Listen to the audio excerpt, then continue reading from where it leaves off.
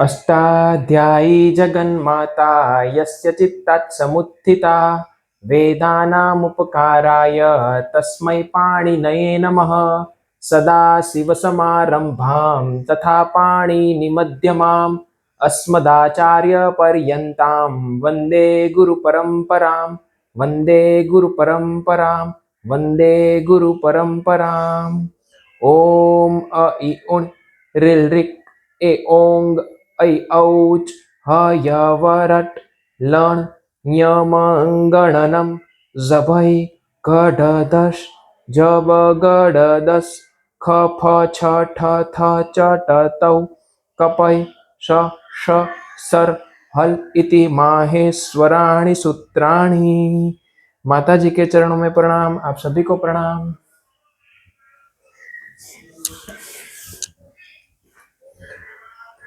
अच्छा, तो पिछली कक्षा में सब लोग थे ना? हमने जो सूत्र किए थे, कितने कितने सूत्र पाणिनि भगवान के अष्टाध्यायी में आपको मिलेंगे, वो हमने जाना था। तो आपको कितने कितने याद है, कितने प्रकार के, एक एक करके सिर्फ बताइए तो हमको पता चले कि कहाँ तक का आपको याद है। कितने कितने प्रकार के हमको सूत्र मिलेंगे पाणिनि भगवान की अष्टाध्यायी में? हाँ, कितने प्रकार के सूत्र हमको? हाँ, एक संज्ञा सूत्र हो गए, एक संज्ञा सूत्र मिला। फिर ओके, परिभाषा जी, विधि सूत्र। वाह बेटा, बहुत अच्छा, विधि सूत्र होते हैं। फिर बहुत अच्छा, जितना याद आए। ऐसा यहाँ कोई किसी की परीक्षा नहीं है, मुझे नहीं आया ऐसा कोई मत मानिएगा। हाँ, अधिकार सूत्र, बहुत अच्छा, अधिकार सूत्र। फिर जी, आती देशिक।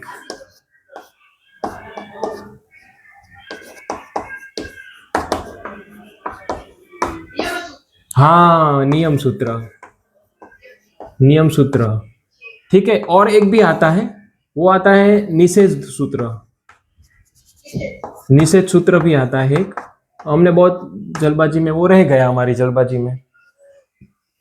अगर आपको थोड़ा बहुत हम मार्गदर्शन दे दे या फिर इसको डिटेल में जानना है, जैसे आप बताइए कैसा हमको समझना है, थोड़ा डिटेल में जाना है इसमें या फिर ऊपर ऊपर देख लेना है?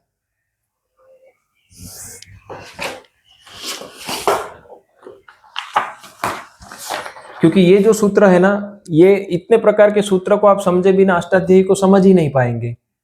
क्योंकि ये सूत्र क्या करते हैं वो भी हमको समझने की आवश्यकता है, वरना क्या होगा, सूत्र आपके सामने आएगा लेकिन आपको पता ही नहीं है कि सूत्र क्या करवाने के लिए कर रहा है। कोई सूत्र संज्ञा करवाता होगा, कोई परिभाषा करवा रहा होगा, कोई विधि, यानी कि इसके बाहर नहीं जाएगा।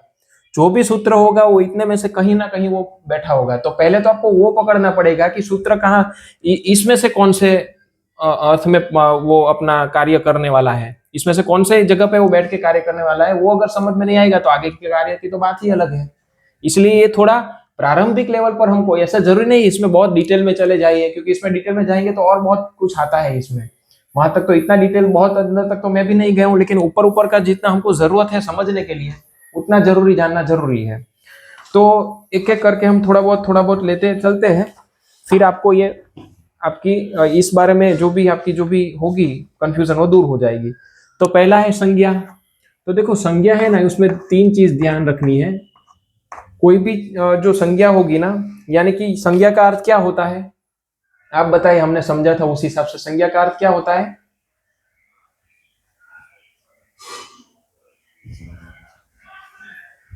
संज्ञा का अर्थ होता है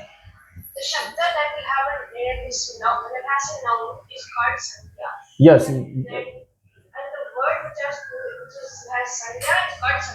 यस, द वर्ड, उनको संज्ञा बोला जाता है कि जिस संज्ञा यानी कि जिसका नाम दिया जाता है। द नाउन जो है वो नाम है, बराबर, वो संज्ञा है। और जो शब्द उसके लिए जो अर्थ प्रकट करते हैं वो संज्ञा है, उसका जो अर्थ प्रकट करेंगे। तो इसमें आपको तीन चीज दिखी। क्या दिखा? एक तो संज्ञा दिखी, आपने बहुत अच्छा बताया, समर्थ ने बताया, उसी हिसाब से दो चीज तो हमको यहाँ से ही मिल गई। एक संज्ञा मिली, एक संज्ञा मिला, ठीक है। एक संज्ञा होगा, एक संज्ञा होगा, और इन दोनों के बीच में संबंध होगा। ये जो तीन चीज बताने वाला सूत्र है वो संज्ञा सूत्र है। संज्ञा सूत्र अगर आपने ओपन किया ना, कोई भी संज्ञा सूत्र आप खोलेंगे तो अंदर आपको ये तीन चीज मिलेगी। ये संज्ञा सूत्र का करने का कारण क्या है? संज्ञा सूत्र में क्या दिखेगा आपको? एक संज्ञा मिलेगी, एक संज्ञी मिलेगा उसके संबंधित, ये संज्ञा के संबंधित, और एक इन दोनों के संबंध दिखाएंगे जाएंगे, बराबर। तो संज्ञा सूत्र में ये तीन चीज विहित रहती है, निहित रहती है, ठीक है। संबंध, संबंध, संबंध, संबंध, संबंध नहीं दिख रहा है, एक मिनट, ये नजदीक ले लेता हूं।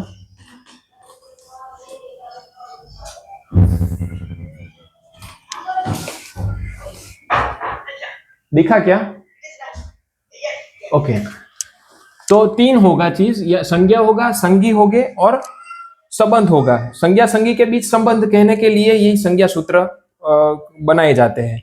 तो संज्ञा जो है वो एक टेक्निकल टर्म्स है, वो आर्टिफिशियली क्रिएट किया गया है, वो आर्टिफिशियली एक नाम दिया गया है, ठीक है। वो नेचुरली नहीं है, वो एक आर्टिफिशियली वो नाम दिया जा रहा है, वो एक टेक्निकल टर्म्स है, ठीक है। तो फिर प्रश्न होगा कि भाई कोई भी चीज हम समझे तो एक चीज हमको होना चाहिए कि प्रश्न की वाई, ये क्यों किया गया है, तो आपको ऑटोमेटिक उसका कारण समझ में आ जाएगा।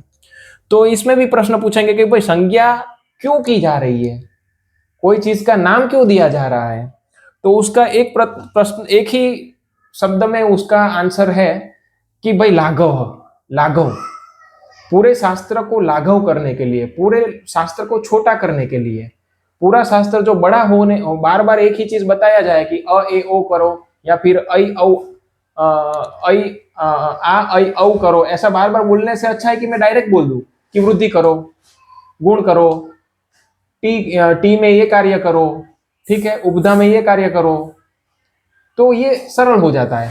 सरल तो हो ही जाता है, खास उसका पर्पस है लाघव करने का, यानी कि पूरे शॉर्ट करने का, पूरा जो शास्त्र है उसको छोटा कर देने का, वो मेन उद्देश्य है लाघव, यानी कि जितना बने उतना कम शब्दों में बात करते हुए कोई शास्त्र को समझाना।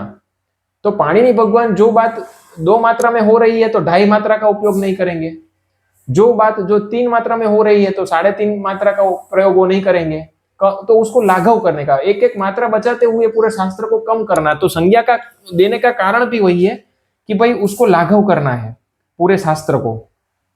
तो एक तो ये हुआ कि अल्पाक्षरत्व में बात हो जाए, कम से कम शब्दों में ये बात हो जाए, तो लाघव एक तो कारण है।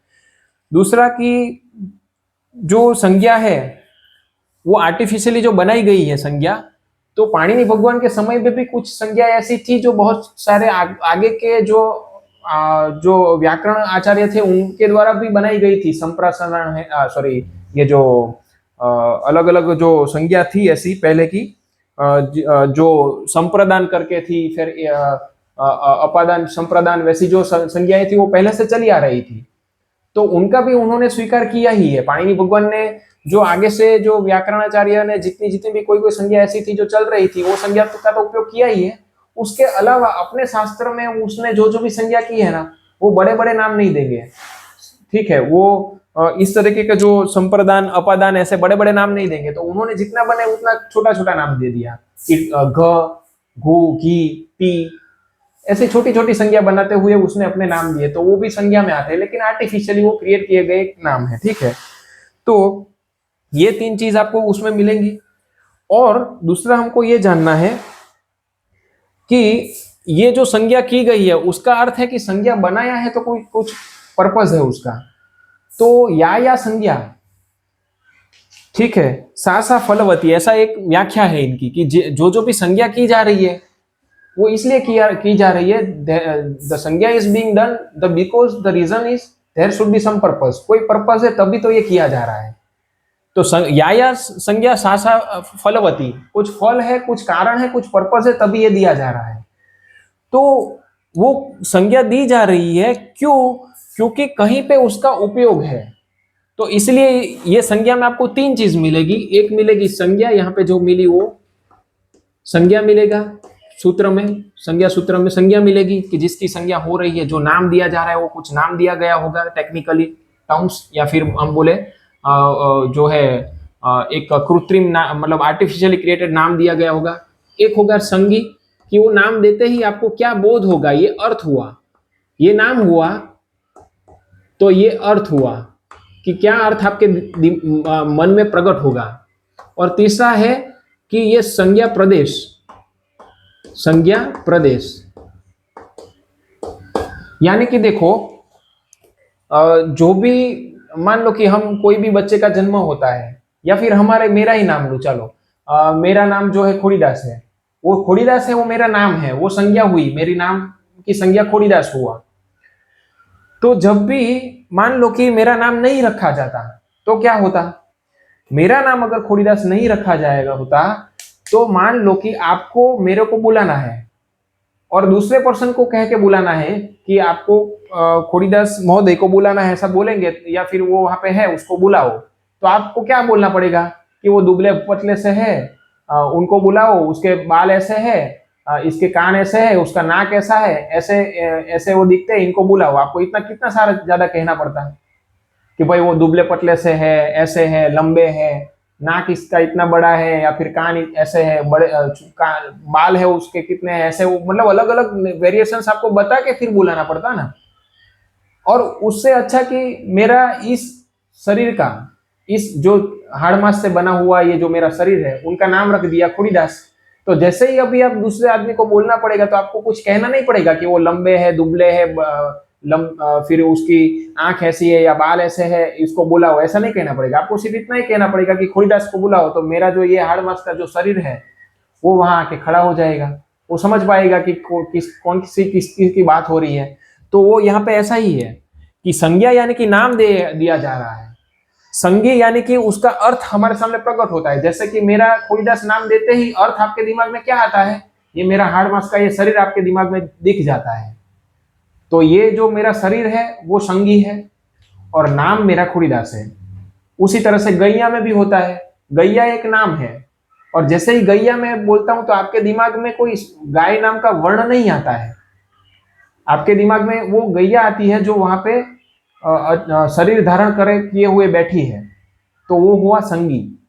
तो वो हुआ अर्थ, हमारा अर्थ क्या प्रकट हुआ, तो अर्थ और शब्द दोनों अलग है। शब्द यानी कि नाम जो दिया गया है वो अलग है, और उसका अर्थ यानी कि अलग है। डिक्शनरी में क्या लिखा जाता है, डिक्शनरी में ऐसा लिखा जाता है कि काउ, ऊपर लिखा जाता है कि वर्ड, फिर यहाँ पे लिखा जाता है मीनिंग, कि यहाँ पे क्या लिखता है कि काउ, और इसके सामने हिंदी में सामने लिखा होता है गैया, ऊपर लिखा होता है मीनिंग। तो वो गलत है, क्योंकि वो मीनिंग यानी कि अर्थ वो गैया नहीं है, वो शब्द ही हुआ। डिक्शनरी में क्या हो रहा है, हिंदी टू इंग्लिश या इंग्लिश टू हिंदी डिक्शनरी में क्या लिखा जाता है, एक जगह पे काउ लिखा जाता है, ऊपर शब्द लिखा जाता है कि शब्द, नीचे यानी कि वर्ड, ऊपर लिखा जाता है वर्ड, नीचे लिखा जाता है काउ, फिर बाजू में लिखा जाता है मीनिंग, ऊपर लिखा जाता है मीनिंग, और इसके काउ के सामने लिखा जाता है गैया। तो ये गलत है, क्योंकि वो मीनिंग उसका गैया नहीं, ये भी शब्द ही हुआ, गैया भी शब्द हुआ और गाय भी शब्द हुआ। सही में अर्थ तो वो है जो आपके दिमाग में प्रकट हुआ। आप समझ पा रहे हो? तो एक हुआ संज्ञा, एक हुई संगी। तो संज्ञा यानी कि जिसका नाम लिया जाता है वो संज्ञा है, और संगी यानी कि आपके दिमाग में जो अर्थ प्रकट होता है संगी के संज्ञा सुनते ही, वो अर्थ हुआ। और संज्ञा प्रदेश यानी कि ये जो संज्ञा है उस वो सूत्र का कहां कहां पे उपयोग हो रहा है, तो हम उदाहरण से समझेंगे ताकि आप समझ पाएंगे। तो देखो, तो सबसे पहला हम संज्ञा लेते हैं। तो संज्ञा यानी कि नाम, तो जो घ, घी, घू, टी, ऐसा जो शब्द है, गुण, ये सब संज्ञा है। जैसे ही गुण बोलेंगे तो गुण नामक संज्ञा है, गुण बोलते ही आपके दिमाग में पाणिनि भगवान का अ ए ओ याद आएगा, तो गुण एक संज्ञा हुई।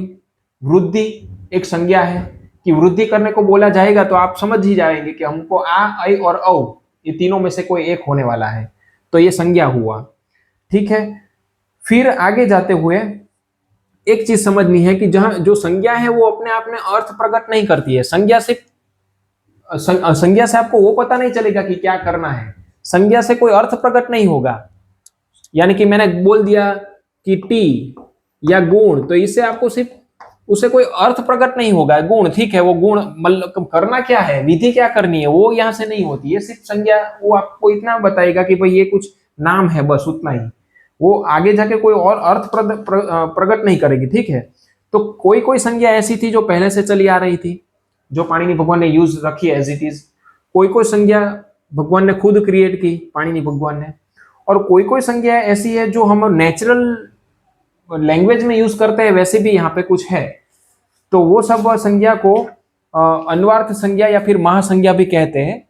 हमको अभी यही समझना है कि संज्ञा यानी कि जो टेक्निकल टर्म्स दिए गए हैं वो समझना है, हमको हमारी ओर से मीनिंग नहीं डालना है। जैसे कि नदी नाम की एक संज्ञा यहाँ पे पाणिनि भगवान ने रखी है, नदी नाम की। तो इस नदी नाम की संज्ञा से हम वो वाटर को ना समझे, या गुण संज्ञा से हमको कोई गुण नहीं समझना है। यहाँ पे जो संज्ञा का अर्थ है, टेक्निकल टर्म्स जो उन्होंने क्रिएट किया है वो समझना है। तो एक तो ये हो गया। अभी नेक्स्ट पे हम आते हैं संज्ञी। संज्ञी यानी कि संज्ञा नाम जिसको दिया गया है वो सब संज्ञी, जिसकी संज्ञा करने में आई हुई है उनको कहा जाता है संज्ञी। जिसका नाम संज्ञा दिया गया है, उनसे जो बोध हो रहे हैं उसको बोल रहे हैं संज्ञी, यानी कि जिसकी संज्ञा हुई है उसको संज्ञी कहा जाता है, ठीक है। तो संज्ञी कैसे पता चलेगा सूत्र में? तो संज्ञी हमको ऐसे पता चलेगा कि जिसकी संज्ञा हो रही है ना, वो संज्ञा के अलावा जितने वर्ण सूत्र में है वो सब संज्ञी गिनो। जैसे कि उपदेशे जनुनासिक इत, ये पूरा सूत्र है। जो इत संज्ञा करता है कि किसको आप इत कहेंगे, ये पूरा संज्ञा प्रकरण आज आपको समझ में आ जाएगा। तो इत संज्ञा यानी कि इत नाम किसका दिया जा रहा है, उसका एक सूत्र है कि उपदेश अवस्था में जो अच रहता है उसको आप इत बोलो, ऐसा एक सूत्र है। उपदेश अवस्था में जो अच होता है उसकी इत संज्ञा होती है। तो उपदेश है अजनुनासिक इत, तो इत शब्द है वो संज्ञा है, और उसके अलावा जितने भी शब्द अंदर सूत्र में है ना वो सब संज्ञी। सूत्र में जो संज्ञा करने वाला सूत्र है उसमें जो संज्ञा है उसको आप ले लो, उसके अलावा जितने भी अंदर वर्ण बचे ना वो सब संज्ञी हो गए। जैसे कि अणुदित सवर्णस्य चा प्रत्यय, तो अण और उदित इनकी संज्ञा हो रही है। यहाँ पे अण और उदित कैसे लेने हैं उसकी संज्ञा यहाँ पे हो रही है। तो अणुदित सवर्ण से चा प्रत्यय में अण और उदित ये दो जो वर्ण है वो संज्ञा हुई, उसके अलावा जितना है वो संज्ञी है। लेकिन उसमें भी एक विशेषण आता है अप्रत्यय का, तो वो अप्रत्यय अणुदित अण के साथ जाता है। तो अप्रत्यय सिर्फ अण के साथ लेना है, उसके सिवाय जितने भी वर्ण बचे वो संज्ञी हुए। फिर गुण में हम देखते हैं कि अदेंग गुण, तो गुण जो है अदेंग गुण में जो गुण वर्ण है वो संज्ञा हुआ, उसके अलावा जितना वर्ण अंदर बचे वो संज्ञी हो गए। समझ पा रहे हो आप? सबको समझ में आ रहा है ना? ठीक है, हाँ। तो उसी तरह से जो भी संज्ञा दी गई है उसको एक पसंद कर लो कि जो वो संज्ञा होगा और उसके अलावा जो है वो संज्ञी हो जाएगी। तो ये एक बात हुई। तो उपदेश अजनुनासिक इत में इत क्या है? इत क्या है उपदेश जनुनासिक में? इत में नहीं, अनुबंध है, लेकिन संज्ञा और संज्ञी में से संज्ञा कौन सी है ये सूत्र में उपदेश जनुनासिक इत में?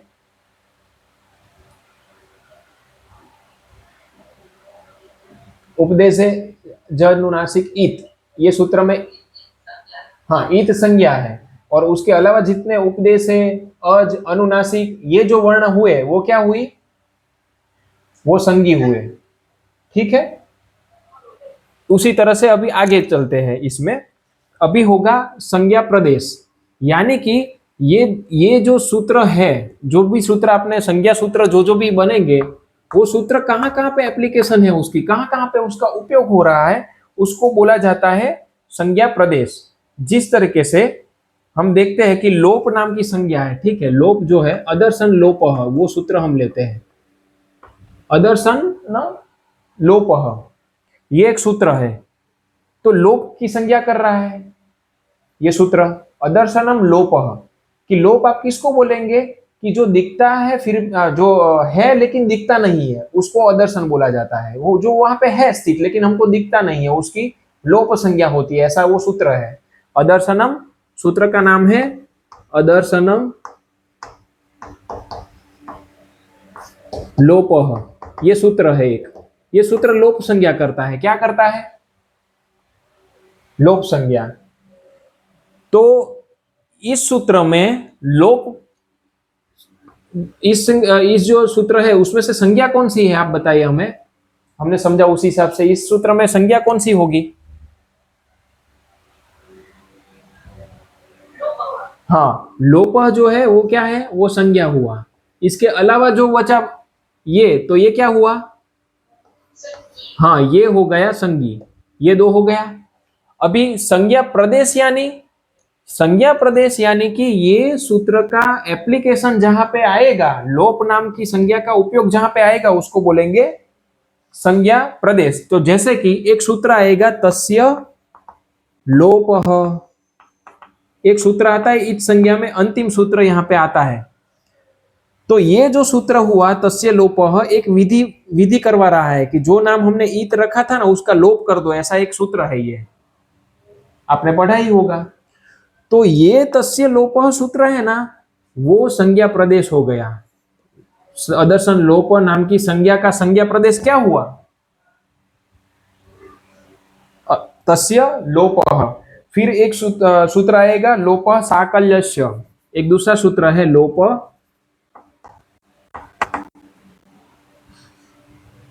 लोपः साकल्यस्य जो है वो भी एक पूर्व के आचार्य का नाम है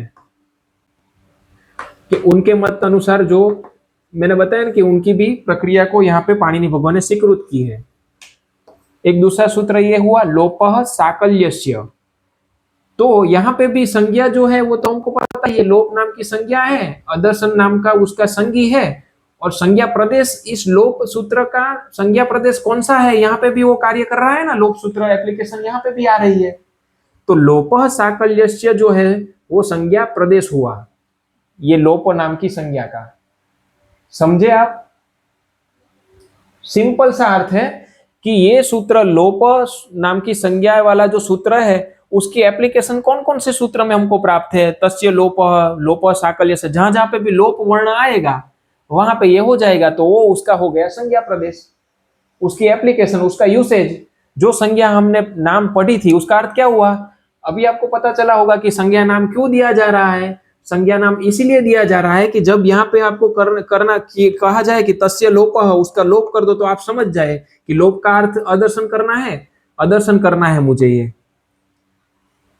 ऐसा आप इस संज्ञा सूत्र पढ़ा होगा, साथ में ये लोप का अर्थ पता होगा, साथ में इस तरीके से आपने संज्ञा प्रदेश और ये संज्ञी और संज्ञा क्या है वो जानेंगे, तो आप समझ पाएंगे कि यहाँ पे मुझे कार्य क्या करना है। समझे आप? तो एक होता है संज्ञा, एक होती है संज्ञी, और एक होता है संज्ञा प्रदेश, यानी कि ये जो संज्ञा हमने की है वो कहाँ पे हमको उसका उपयोग आने वाला है। तो एक होगा मान लो कि गुण, यहाँ पे एक संज्ञा और करते हैं, यहाँ पे गुण नाम की एक संज्ञा है, उसके संज्ञी हो गए क्या? अ ए ओ, उसके संज्ञी हो गए अदेंग गुणा सूत्र से। उसमें भी एक अलग सूत्र लगा कि आप, तो अदेंग गुणा से हमने संज्ञी का अर्थ निकाला अ ए ओ। फिर जहां जहां पे भी गुण होगा, सार्वधातुक आर्धधातुक यो हो, इको गुण वृद्धि, जहां जहां पे भी गुण वर्ण आएगा तो वो उसके संज्ञा प्रदेश हो गए।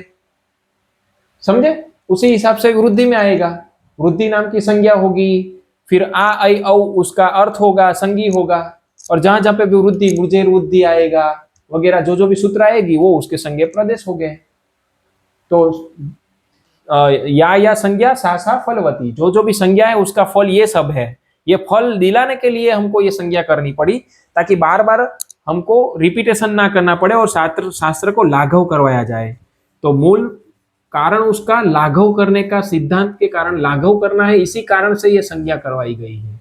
तो ये संज्ञा सूत्र का आपको समझ में आया। अभी हमारा पहला जो पूरा चैप्टर है माता जी का, वो पूरा संज्ञा प्रकरण है, सब में संज्ञा दी रखी है। संयोग किसको बोलेंगे, उपधा किसको बोली जाती है, टी किसको बोला जाता है, ठीक है, संप्रसारण किसको कहा जाता है, वृद्धि किसको कहा जाता है, लोप किसको कहा जाता है, वो सब संज्ञा है।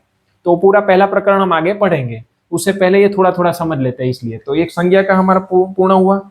तो संज्ञा में देखो, संज्ञा सूत्र का और भी उदाहरण है।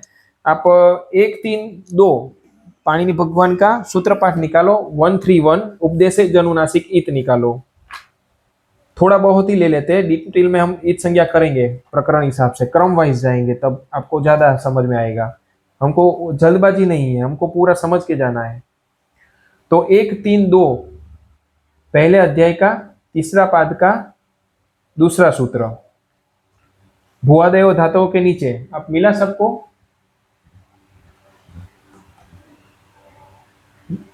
सबको मिल गया ना?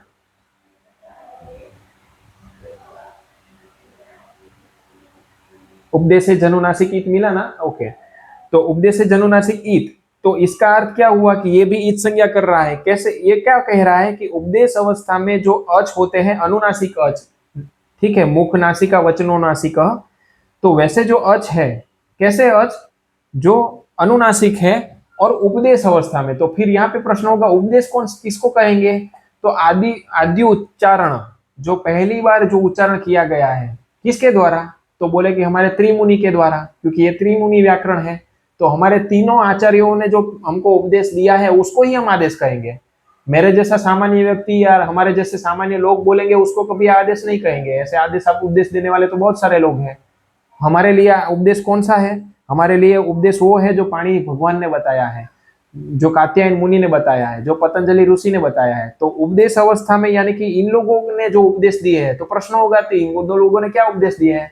बड़े बड़े भाषण किए हैं जो अभी लोग कर रहे हैं वैसे? तो बोले नहीं, उन लोगों ने जो दिए हैं वो प्रत्याहार दिए हैं, आगम दिए हैं, आदेश दिए हैं, ठीक है, गणपाठ दिया है, धातु पाठ दिए हैं, लिंगानुशासन, ये सब अलग अलग उन्होंने जो भी चीज दी गई है, गणपाठ दिया है, वो जो हमको व्याकरण में बना के दिया है वही हमारे लिए उपदेश उनका है। तो जो गण पाठ है, धातु पाठ है, आदेश है, प्रत्याहार है, धातु है, ये सब उसके उपदेश है। तो हमारे लिए वो उपदेश की बात है। तो वो जो उपदेश त्रिमुनि ने किए कहे हैं, वो उपदेश में जो भी अच आपको अनुनासिक दिखे उसका संज्ञा सूत्र क्या हुआ? इसमें ईत हुआ। उसका नाम क्या हुआ? ये सिर्फ नाम ही दे रहे हैं, आप समझो, अभी सिर्फ नाम ही दिया जा रहा है कि ईत आप किसको बोलेंगे। तो पहला सूत्र बताया गया कि ईत आप ऐसे अच को बोलेंगे कि सिर्फ अच नहीं है, वो कैसा अच है? अनुनासिक अच है, उसको देना है। वो भी कैसा? जो उपदेश अवस्था में है ऐसा अच। तो एक ऐसे अच की बात हुई। फिर दूसरा सूत्र नीचे आया कि हलंत्यम। तो देखो, हलंत्यम ऊपर से अनुवृत्ति लेगा, यानी कि ऊपर से सूत्र को उसको जो चाहिए वो खींच लेगा। तो ऊपर से उसको उपदेश और ईत चाहिए। सिर्फ हलंत्यम यानी कि अंतिम हल, ऐसा ही सूत्र का मतलब हुआ। तो उनसे तो कोई अर्थ निकल नहीं रहा है। तो सूत्र का अर्थ करने के लिए हमको ऊपर कौन सा प्रकरण चल रहा है वो देखना है। तो ये ईत संज्ञा प्रकरण चल रहा है, तो ऊपर से हम ईत को नीचे लाएंगे। और आवश्यक हमको उपदेश की है, तो उपदेश अवस्था में जो अच की तो हो गई, अभी हल कैसे चाहिए? तो हल में ऐसा नहीं कहा है कि आगे वाला अनुनासिक, क्योंकि उसकी तो अनुनासिक संज्ञा होती ही नहीं है। तो उसको अंतिम वाला हल, यानी कि धातु पाठ में कहीं पे भी अंत में हल बैठा होगा उसकी ईत संज्ञा होगी।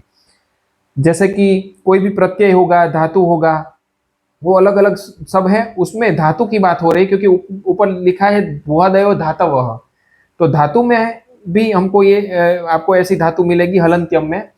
फिर प्रत्यय में मिलेगा, क्योंकि वो भी उपदेश ही है। तो वहां पे जब अंतिम में आपको हल दिखेंगे तो उसकी क्या संज्ञा हुई? ईत संज्ञा। तो ये सिर्फ ईत संज्ञा कर रहा है, तो ईत नाम उनका भी हुआ। फिर जैसे ही हम ये सब करने लगे, अंतिम हल में सभी का नाम हम ईत रखने गए, तो एक सूत्र आया, न विभक्तौ तुष्मा। देखो अभी ये यहाँ पे आ गया वो सूत्र, ये निषेध सूत्र बन गया।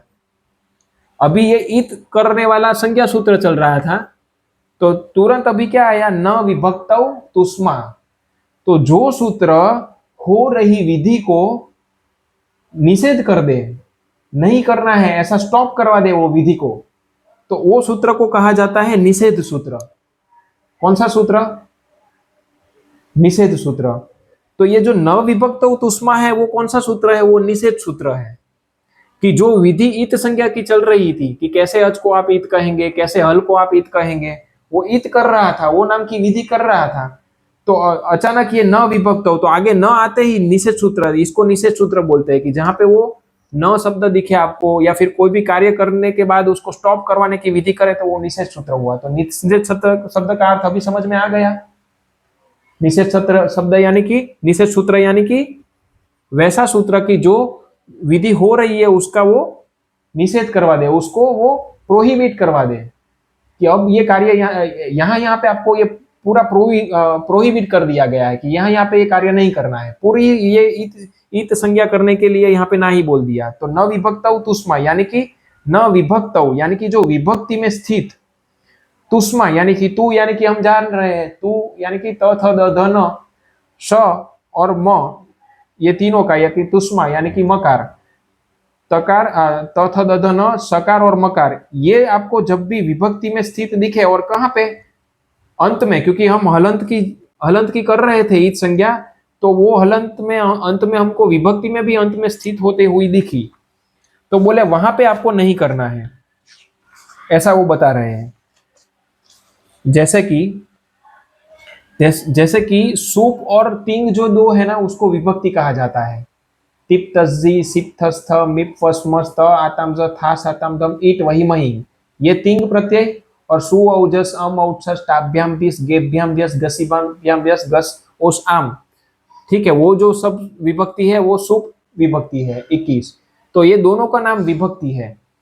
तो इसमें कहीं कहीं पे भी आपको अंत में जब भी तथ दध न सकार और मकार दिखे, तो वहां पे आपको हलंत्यम के हिसाब से इत नहीं कर देना है, ऐसा ये सूत्र बताता है। तो कहाँ कहाँ पर मिलेगा, तो सुप में आपको जस में मिलेगा, सु औ जस, तो सु औ जस में जब हम ये जस लिखेंगे तो न विभक्त तुष्मा, तुष्मा यानी कि तू सकार और मकार, ये जब आपको अंत में मिले, क्योंकि हलंत्यम सम से ये प्राप्त है, हलंत्यम से हम इसकी ईद संज्ञा करने जाएंगे तो ये न विभक्त तुष्मा बोलेगा नहीं भाई नहीं, हलंत्यम यहाँ पे आपको नहीं लगाना है, जहाँ पे विभक्ति ऐसी बनाई ही है सु औजस अम औजस ताभ्याम बीस, वहां पे जब आपको तकार तथ दध न और सकार और मकार दिखे वहां पे नहीं करनी, तो यहाँ पे सकार दिखा तो हमने यहाँ पे एज इट इज रखना पड़ा, क्योंकि निषेध सूत्र है, उसने ना बोला। फिर अम मिलेगा आपको, उसमें भी मकार पर में है, सु औजस अम औजस, ठीक है, अम औजस, फिर सस मिलेगा, वहां पे सकार मिलेगा, ठीक है। फिर ब्याम, ये ब्याम व्यस गसी ब्याम व्यस वो सब आएगा, उसमें ब्याम में भी पीछे मकार है, फिर बीस है व्यस है, वो सब जगह पे पीछे सकार है। तो ये तू स और म, तो विभक्ति में स्थित जो है अंतिम हल की, वहां पे इस संज्ञा हमको नहीं करनी है, वो निषेध सूत्र हुआ। उसी हिसाब से तिंग प्रत्यय में भी हमको तस थस मिलेगा, फिर वस मस मिलेगा, आथाम आताम, वहां पे पीछे मकार है सकार है, ठीक है, तस है थस है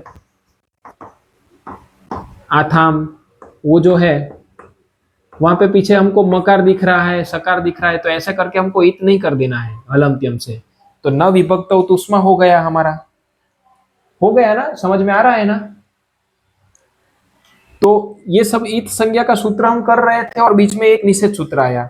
फिर से एक आगे बता रहे हैं कि आदि रीट कि आदि में जो स्थित जो है उपदेश अवस्था में, जो धातु में जो आदि में ये टू और डू हो, ये टू और डू हो धातु में आगे उपदेश अवस्था में, तो उसका भी इत संज्ञा होता है। तो धातु में हमको कोई ऐसा मिलेगा कि जैसे डुकरुई करने, हम जब डुकरुई करने जो धातु है डुकरुई करने, तो इसमें आदि उपदेश के अवस्था में आदि में स्थित डू जो दिख रहा है उसकी इत संज्ञा करते हैं। तो ये भी एक नाम हुआ, तो इत संज्ञा सूत्र का अर्थ हुआ ये इत हम नाम दे रहे हैं, ठीक है। अभी ये जो हम लोप कर रहे हैं ना, वो तस्य लोप नाम के सूत्र से कर रहे हैं, अभी तो ये सिर्फ नाम हुआ, इसका नाम इत हुआ, डू का नाम इत हुआ, ऐसा बता रहे हैं, ठीक है। फिर स प्रत्यय यानी कि उपदेश अवस्था में आदि में स्थित जो प्रत्यय है उसमें अगर आगे स से चालू होते हुए, मूर्धन्य स से आदि चालू होते हुए कोई प्रत्यय हो, क्योंकि देखो यहाँ से प्रत्यय, अभी ये धातु की बात नहीं हो रही, यहाँ से अभी ये प्रत्यय में लगना शुरू हो जाएगा सूत्र। तो आदि में सकार मिलेंगे प्रत्यय में, तो उसकी भी इत संज्ञा होती है, यानी कि इसका नाम भी इत हो जाता है। तो श्याई वगैरह प्रत्यय है, शय है, स्कन है, ऐसे प्रत्यय आप यहाँ पे हमको तद्धित कृत वगैरह में मिलेंगे। तो इतना समझने के लिए सिर्फ है कि ये इस आदि में स्थित है सकार, तो इसका नाम इत हुआ, अभी सिर्फ नाम ही चल रहा है। फिर है चुटू, उपदेश इत आदि प्रत्यय से चुटु, यानी कि चुटु में जो है उपदेश अवस्था में इत करना है किसको, कि प्रत्यय में जो आदि में चुटु, यानी कि चकार च छ ज झ ञ ट ठ ड ढ ण, चू और टू जहां पे भी बात आएगी हम इस तरीके से लेंगे। तो उपदेश अवस्था में इत होगा नाम किसका, कि जिसका प्रत्यय में आदि में चू या टू मिले हमको। तो जैसे सनादि प्रत्यय में हमको मिलेगा णीच मिलेगा, तो च छ झ झ ञ ट ठ ड ढ ण, तो ट ठ ड ढ ण में ये आ रहा है चू का अर्थ है आदि में, जहां पे यहाँ पे टू वर्ग आएगा या चू वर्ग आएगा, तो ये टू वर्ग में आ रहा है, ट ठ ड ढ ण ट वर्ग में आ रहा है, तो इसकी इत संज्ञा हुआ। अभी तो सिर्फ संज्ञा हो रही है। उसी तरह से मतलब कि जो भी ये है, ये नामकरण दिया जा रहा है संज्ञा सूत्र से, इत ऐसा नाम दिया जा रहा है। ठीक है, फिर लसक को तद्धित है, यहाँ पे भी ऐसा है कि उपदेश अवस्था में आदि में स्थित अगर ल फिर शकार और कु क वर्ग आपको मिले तो उसकी भी क्या होती है, इत संज्ञा होती है। तो अभी आप डिटेल में मत समझिएगा, हम इत संज्ञा करेंगे, अभी सिर्फ हमको ये संज्ञा सूत्र क्या है वही समझ रहे हैं। तो आपको लगेगा कि मैं बहुत स्पीड में जा रहा हूं, तो ऐसा नहीं है, क्योंकि हमारा उद्देश्य हमको संज्ञा सूत्र क्या है वही जानना है। सूत्र डिटेल में जानना अभी जरूर नहीं है, इसलिए डिटेल में हम नहीं जा रहे हैं, हमको सिर्फ संज्ञा सूत्र क्या है वो समझना है। तो ये ल स और कु आदि में कहीं पे दिखे ये प्रत्यय के, तो उसका नाम इत होगा, इत संज्ञा हुई, तो ये संज्ञा हुआ। और फिर अंत में आता है तस्य लोपः। तो देखो अभी तस्य लोपः है ना, वो संज्ञा सूत्र नहीं है, वो आ गया हमारा विधि सूत्र। अभी वो विधि करवा रहा है कि जिसका नाम हमने इत इत रखा ना, जहां पे भी जो भी अच का, हल का, आदि में स्थित, अंत में स्थित, कहीं कहीं पे भी, अभी उसका आप लोप करो। तो तस्य लोपः है जो है ना, वो कौन सा हुआ इस सूत्र में से, कौन से प्रकार में आया? तस्य लोपः कौन से प्रकार में से है ये 7 में से? आप में से कौन बताएगा? तस्य लोप सूत्र है वो किस कैटेगरी में आएगा इनमें से? नहीं, अदर्शनम लोप तो लोप संज्ञा हुई, लेकिन तस्य लोप है वो संज्ञा सूत्र है, परिभाषा सूत्र है, विधि सूत्र है, अधिकार सूत्र है, आतिदेश सूत्र है, नियम सूत्र है या निषेध सूत्र है? तस्य लोप नहीं, नियम सूत्र नहीं। नियम सूत्र क्या होता है? नियम सूत्र हम समझेंगे तो आप समझ पाएंगे। नियम सूत्र जो विधि बताई गई है उसमें रेस्ट्रिक्शन लाता है, वो अलग है। नहीं, हाँ विधि सूत्र है, वो विधि करवा रहा है। क्या करवा रहा है विधि? वो कौन सी विधि करवा रहा है? लोप की विधि करवा रहा है। तस्य लोप जो है वो लोप की विधि करवा रहा है। हाँ, तस्य लोप क्या कर रहा है? देखो ऊपर के जितने भी सूत्र है ना, उसने सिर्फ संज्ञा की, इत का नाम दिया कि उपदेश अवस्था में अंतिम हल है उसको आप इत बोलो। उपदेश अवस्था में जब अनुनासिक अच हो उसको आप इत बोलो। ठीक है, ऐसा कर करते हुए वो इत बनाता हुआ आया, सिर्फ नाम ही दिया है, उसने काम नहीं किया है कुछ। काम तो ये तस्य लोप जैसा बोला ना, वहां पे विधि हुई कि जो जो हमने ऊपर नाम दिया ना इत, अभी आप उस सब का लोप कर दो। समझ पा रहे हो आप? संज्ञा अलग है, विधि अलग है। इत संज्ञा प्रकरण में ऊपर पूरी सिर्फ संज्ञा ही हुई है कि आप इसको इत बोलो, इसका नाम इत है, इसका नाम इत है, इसका नाम इत है, और लास्ट सूत्र आया। अभी वो सूत्र इत संज्ञा नहीं कर रहा है, वो विधि करवा रहा है कि जो हमने नाम ऊपर इत दिया ना, आप उसको लोप करो। इसलिए हम फिर बाद में उसको मिटाते हैं। तो मिटाने का काम वो अंत सूत्र कर रहा है, नाम देने का काम आगे के सूत्र कर रहे हैं। और बीच में एक सूत्र आता है जो निषेध के बताता है कि न विभक्तौ तुष्मा, वो निषेध करता है। तो 3 सूत्र हमको ये पूरे प्रकरण में मिले, समझे आप? तो एक ये सूत्र हमने समझ लिया पूरा। अभी आगे चलते हैं।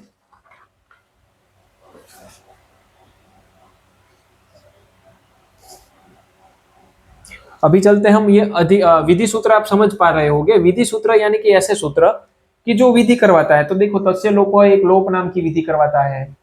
वृद्धि नामक कोई काम करवाने वाला सूत्र हो, वृद्धि संज्ञक जो वृद्धि करवाता है वो सर्वधातुक अर्धधातुक विधि सूत्र है। ठीक है, कोई नुमागम करने वाला कोई सूत्र होगा जो नुमागम करवाता है, कोई उपधा दीर्घ करवाता है, कोई ह्रस्व करवाता है, कोई संप्रसारण करवाता है, तो जो विधि करवाता है, कार्य करवाता है, वो विधि हुआ। तो विधि है ना, वो पूरे अष्टाध्यायी का प्राण वो भी इसी तरह से है कि पूरी अष्टाध्यायी ये विधि सूत्र पे टिकी हुई है, वो विधि करवाते हैं और बाकी के सूत्र उसको मदद करते हैं वो विधि करवाने में।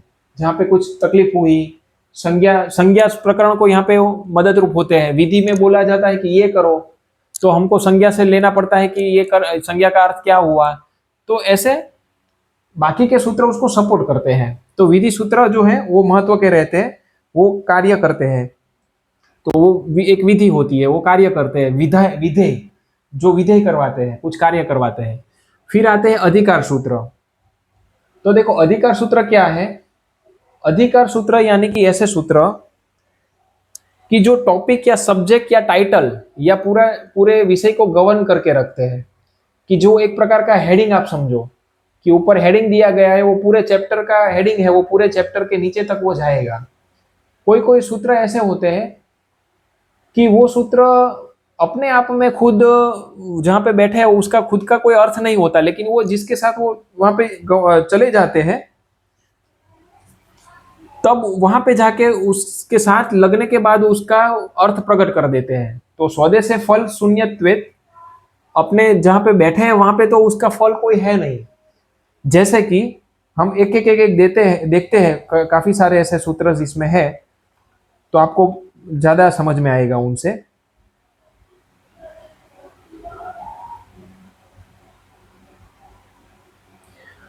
तो देखो, एक तो ये जानना है कि अधिकार सूत्र है वो हमको कैसे पता चलेगा भाई कि ये सूत्र अधिकार है।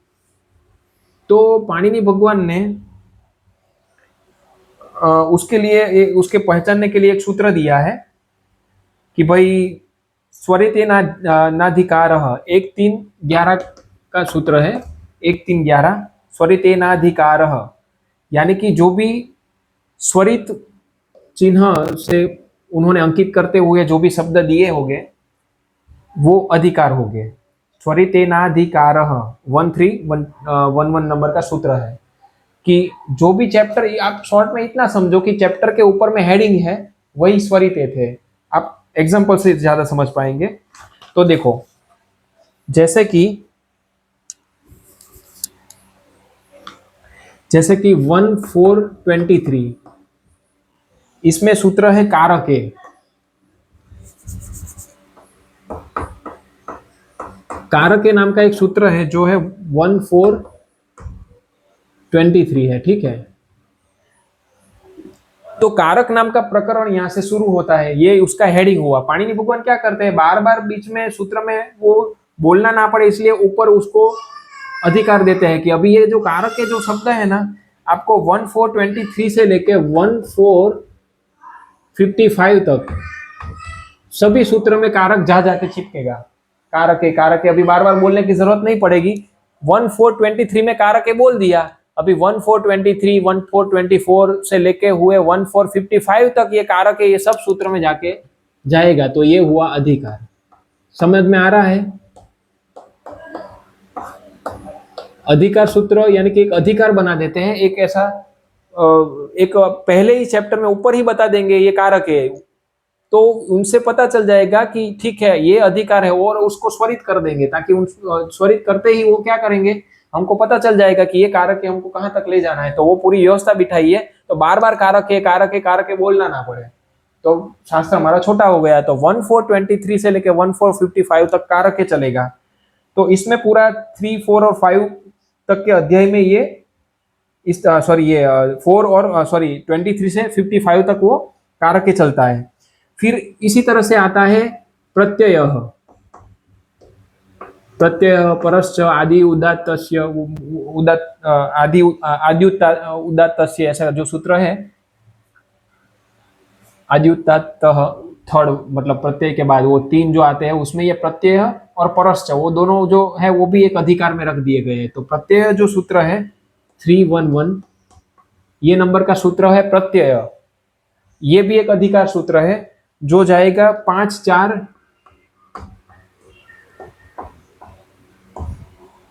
160 तक जाएगा।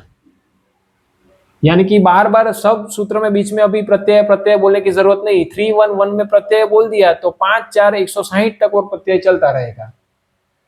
तो एक प्रकरण पूरा अधिकार, उसको अधिकार जाहिर कर देने से मात्र से वो बहुत लंबी तक अनुवृत्ति चलती रहती है। उपदेश अजन्मनासिक हित में और उसमें हमने देखा कि छोटे से प्रकरण तक वो सीमित थी, लेकिन जो बड़े बड़े सूत्र तक चली जाती है ना, उसके लिए वो पूरा अधिकारी बना देते हैं। तो अधिकार और अनुवृत्ति में फर्क पता चल गया आपको? आवाज आ रही है ना मेरी? क्योंकि दोनों अनुवृत्ति ही है, लेकिन फर्क देखो आप, एक सूत्र ऐसा है कि जो छोटे से प्रकरण तक सीमित हो रहा है, अनुवृत्ति 1 या 2 तक चलती है। अधिकार है वो बहुत लंबे लंबे सूत्र तक वो चलते रहते हैं। तो ये एक बात हुई। उसी तरह से परश्च, ये इसके नीचे का ही सूत्र है 312, तो वो भी इसके साथ ही जाता है। वो इसीलिए क्योंकि प्रत्यय का अर्थ है कि अभी से जो कहा जाएगा वो सब प्रत्यय कहेंगे। परश्च सूत्र यानी कि वो ये बताता है कि जो ये प्रत्यय होंगे ना, वो पर में ही बैठेंगे, वो धातु के पर में हो, प्रातिपदिक के पर में हो। तीसरा चैप्टर जो है मतलब वो धातु का है, चौथा पांचवा प्रातिपदिक, उसी तरह से धातु और प्रातिपदिक दोनों से ही लगते हैं प्रत्यय।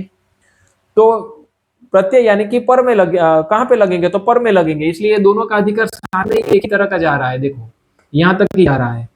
तो परश्च जो है वो प्रत्यय के नीचे बिठाया 3 1 2 का, और वो भी चला तो जहां तक प्रत्यय है वहां तक ही, क्योंकि बात तो इनकी हो रही है कि जो प्रत्यय है ना वो पर में बैठेगा। ठीक है, तो उसको भी अधिकार कर दिया उन्होंने। फिर उसी हिसाब से धातु नाम का अधिकार करते हैं पाणिनि भगवान। वो करते हैं 3 1 91 से, वहां से लेके 3 4 117 तक करते हैं। तो बार बार धातो धातो धातो बोलना नहीं पड़ेगा।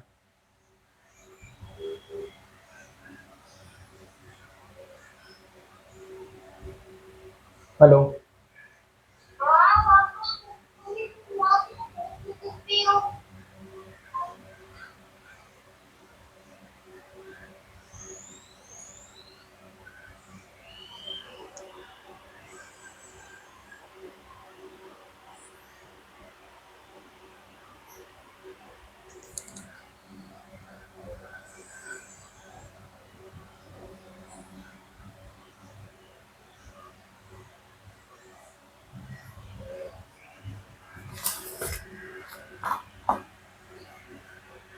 आवाज आ रही है मेरी?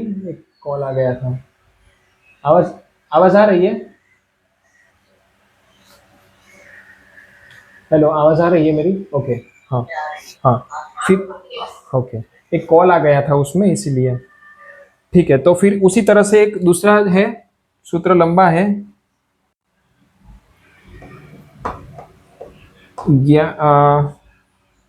4 1 1 ज्ञाप्या प्रातिपदिकम।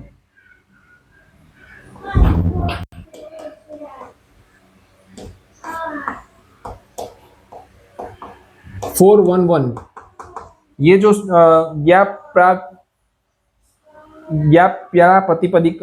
पदिकम, ये जो सूत्र है वो 5 4 160 तक जाएगा, 5 4 160 तक। तो बार बार ये जो है प्रातिपदिक संबंधित ये जो अधिकार जो किया गया है, प्रातिपदिक का अधिकार जो है वो उसको बार बार बोलने की जरूरत नहीं रहेगी, इसलिए उन्होंने यहां तक बताया। वो एक है। फिर तद्धिताः, तद्धिताः ये है तद्धिता 4176, वहां से शुरू होते हुए 54160 तक जाएगा। सॉरी, ये जो है ना, हाँ ये भी वहां तक जाएगा, 4176 टू 54160। ठीक है, तो हाँ लास्ट के 2 बता देते हैं।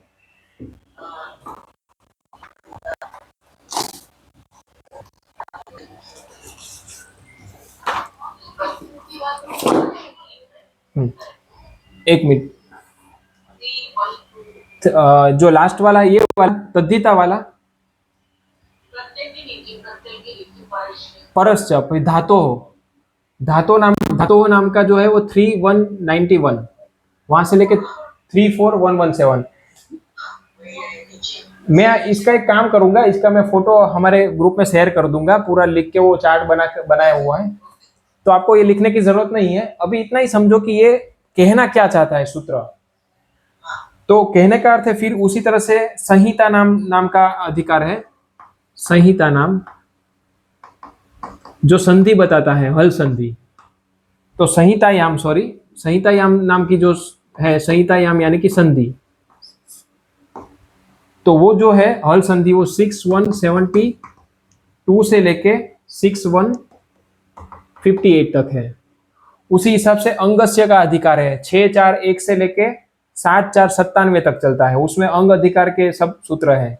तो कहने का अर्थ हुआ कि अधिकार है उसमें कारक, प्रत्यय, परश्च, धातो, तद्धित, संहितायाम, अंगस्य, ऐसा नाम देते हुए वो जो काम है वो बहुत लंबे समय तक चलने वाला है सूत्र में, तो ऐसा उसका अधिकार बना देते हैं, तो वो हुआ अधिकार सूत्र, जो ऊपर पहले हेडिंग में एज ए हेडिंग वर्क करता है। और अधिकार कैसे पता चलेगा, वो स्वरित से पता चलेगा, उन्होंने स्वरित शब्द कर दिए होते हैं उसमें, तो उनसे वो हुआ अधिकार सूत्र। तो अधिकार सूत्र में समझ में आया आपको सबको? जी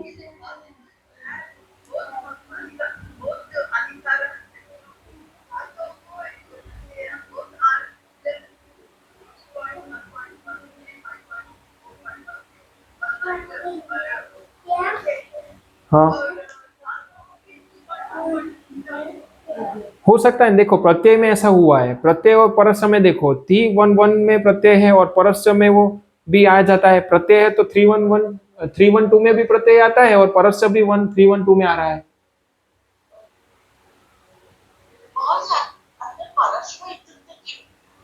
जी परश्च यानी कि पर में बैठने का, प्रत्यय जो है वो पर में ही बैठेगा ऐसा। नहीं, पर मतलब पीछे, पर मतलब पीछे, पूर्व मतलब आगे। प्रत्यय है, देखो सूत्र क्या बनाया, प्रत्यय, मतलब ये जो प्रत्यय है अभी से जो कहा जाएगा वो सब प्रत्यय कहे जाएंगे, ऐसा बताया उन्होंने। अधिकार बना दिया कि अभी नीचे जितने भी सूत्र है वो प्रत्यय है, प्रत्यय के संबंध में है। फिर परश्च, जो प्रत्यय है वो पर में बैठेगा, इसीलिए हम धातु के पर में बिठाते हैं, धातु के आगे प्रत्यय को नहीं बिठाते हैं,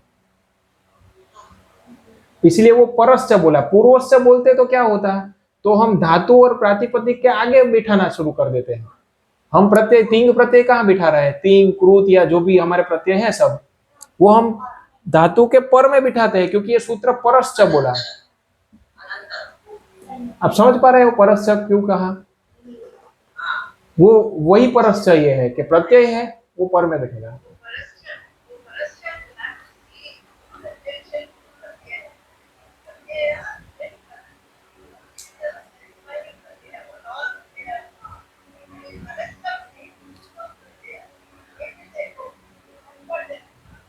yes, where it will be applied, तो वो परश्च बता रहा है।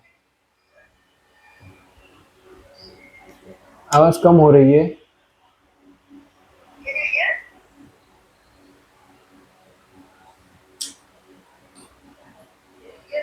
हेलो, हाँ हाँ हाँ माता जी, बहुत धीरा आवाज आ रहा है आपका। बोल आप क्या बता रहे हो परश्च के बारे में?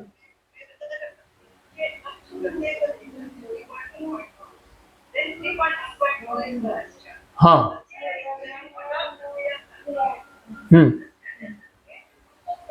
यस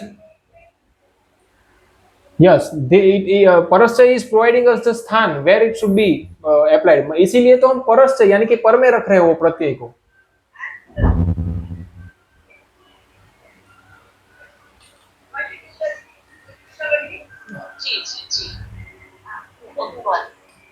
मतलब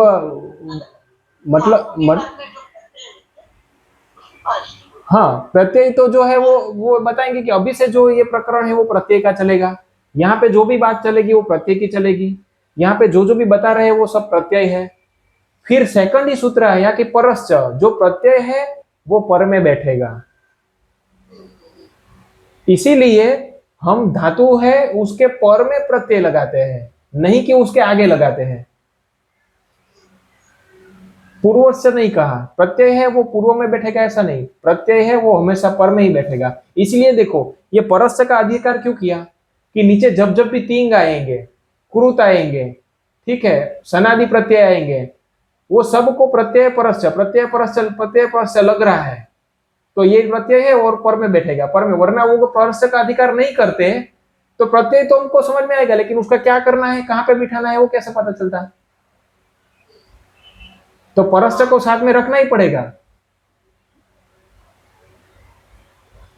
परस्य का अधिकार नहीं करेंगे, बराबर है, तो क्या होगा कि सिर्फ हमको उतना ही पता चलेगा कि ये सब प्रत्यय है, ठीक है। वो जान के हम क्या करेंगे फिर, प्रत्यय तो जान लिया, लेकिन उसको कहां बिठाएंगे फिर, क्योंकि स्थान बहुत हो गए, आगे होगा, बीच में होगा या पीछे होगा, तो परस्य को अधिकार में 160 तक ले जाना ही पड़ेगा। प्रत्यय जहां जहां तक ले गए ना, वहां तक परस्य को ले ही जाना पड़ेगा। अगर भूल से आपने वो अधिकार छोटा कर दिया तो प्रत्यय तो नीचे तक जाएगा 160 तक, फिर बैठने की बात आएगी तब आपके लिए क्या हो जाएगा कि कहां बैठाएंगे, फिर परस्य नहीं रखा तो परस्य और प्रत्यय दोनों को साथ में अधिकार लंबे समय तक एक साथ में ही रखा, वो देखो आप। तो बिठाने, आपकी बात बराबर है पुनीता माता जी कि वो परस्य यानी कि वो it is providing us the path for where to put that pratyay. We have to put it at the end, suffix. वही कारण वो हम पर में लगाते हैं, हम लगाते तो जा रहे हैं, लेकिन कौन से सूत्र से आया वो यहाँ पे है, वो सूत्र यहाँ पे है, वो परस्य से आया वो।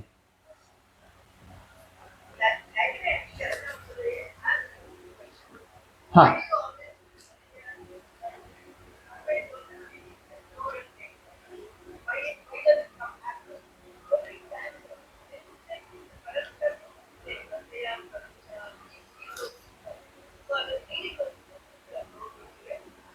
हाँ, yes, logically we should know this, then only we will easily understand this प्रक्रिया।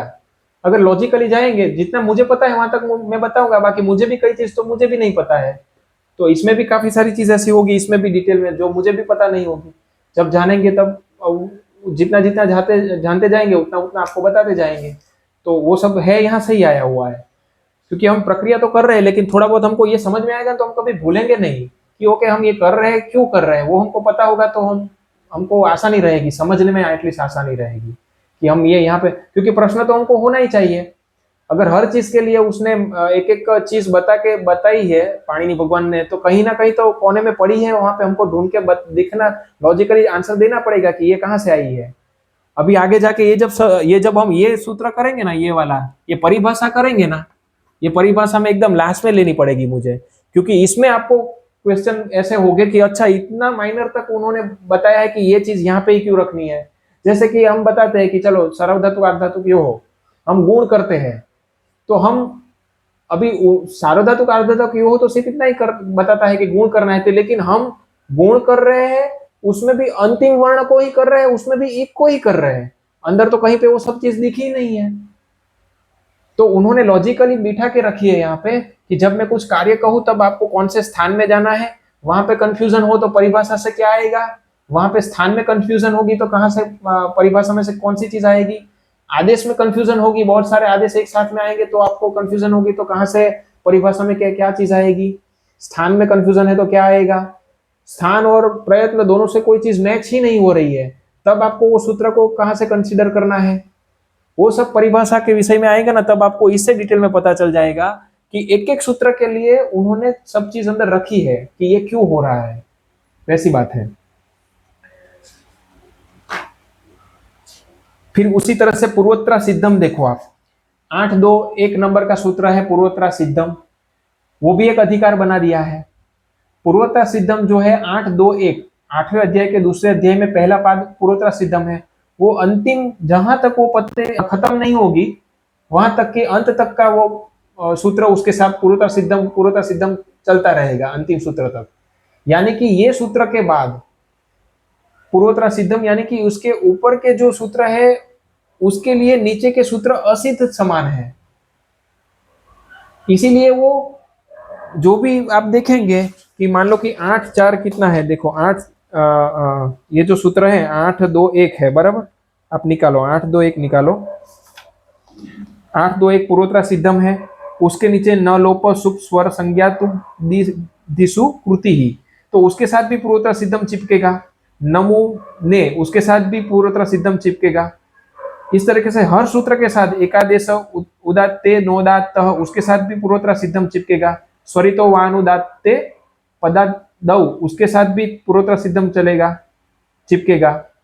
तो इसका अर्थ क्या हुआ कि ये सूत्र इसके साथ आते ही क्या होगा कि ये ऐसा बताएगा कि ये सूत्र के बाद नीचे का सूत्र जो है उसके लिए असिद्ध है, यानी कि ऊपर का जो सूत्र है उनको है ना, उनके लिए नीचे का कोई सूत्र है ही नहीं। मान लो कि ऊपर का न लोप शुभ स्वरप संज्ञा तुब्दी दिशुकृति जो सेकंड सूत्र है, उनके लिए नीचे जो नमु में ने शब्द है ना, उसके जो कार्य किया हुआ है ना, उसको दिखता ही नहीं है। पूर्वत्र सिद्धम, पूर्वत्र असिद्धम, यानी कि नीचे के सूत्र ने जो काम किया है वो ये असिद्ध है। संयोगांत से लोप जो सूत्र है उसका किया हुआ कार्य इनको नहीं दिखता है। ऐसे मतलब जहां जहां पे ये भी नीचे तक जहां तक वो जाएगा सूत्र पूर्वोत्तर सिद्धम उसके साथ चिपकता चिपकता जाता जाएगा, तो ये भी अधिकार सूत्र हुआ। तो इस तरीके से ये पूरा अधिकार सूत्र जो है वो बनाया गया है कि पूरे अधिकार नीचे के सूत्र तक जाता है, बड़े बड़े होता है। तो हमारा एक संज्ञा सूत्र हो गया, विधि सूत्र हो गया, अधिकार सूत्र हो गया।